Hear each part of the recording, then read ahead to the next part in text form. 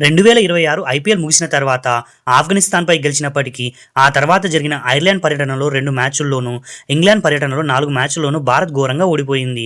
అటువంటి క్లిష్ట పరిస్థితుల తర్వాత జింబాబ్వే ఈ సిరీస్ విజయం దక్కించుకుంది. ఈ సిరీస్ విజయానికి వివిఎస్ లక్ష్మణ్ను హెడ్ కోచ్గా నియమించడం ఒక ప్రధాన కారణమని తెలుస్తుంది.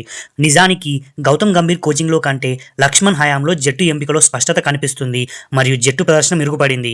ఇక బీసీసీఐ తీసుకున్న మరో కీలక నిర్ణయం ఆటగాళ్లకు విశ్రాంతి ఇవ్వడం. టీ20 వరల్డ్ కప్ మరియు ఐపీఎల్ తర్వాత నిరంతరం ఆడుతున్న సంజు శాంసన్కు ఈ సిరీస్ నుంచి విశ్రాంతినిచ్చారు. రాబోయే ఏషియన్ గేమ్స్లో భారత్ గోల్డ్ మెడల్ సాధించడం ముఖ్యం కాబట్టి ఆ టోర్నీ కోసం అతన్ని తాజాగా ఉంచడమే దీని వెనుక ఉన్న ప్రధాన ఉద్దేశం. ఇక బుమ్రా తరహాలోనే హర్షదీప్ సింగ్కు కూడా భవిష్యత్తులో గాయాలు కాకుండా చూసుకోవడానికి అప్పుడప్పుడు విశ్రాంతి ఇవ్వడం అవసరమని భావించి ఈ నిర్ణయం తీసుకున్నారు. సీనియర్ల స్థానంలో వచ్చిన యువ ఆటగాళ్లకు కోచ్ లక్ష్మణ్ వారి బాధ్యతలను మరియు పాత్రలను స్పష్టంగా వివరించారు. దీనివల్ల జట్టు ఓటముల నుంచి కోలుకుని విజయాల బాట పట్టింది. ఈ గెలుపు ద్వారా శ్రేయస్ అయ్యర్ కెప్టెన్గా తన మొదటి టీ20 సిరీస్ విజయాన్ని సొంతం చేసుకున్నాడు.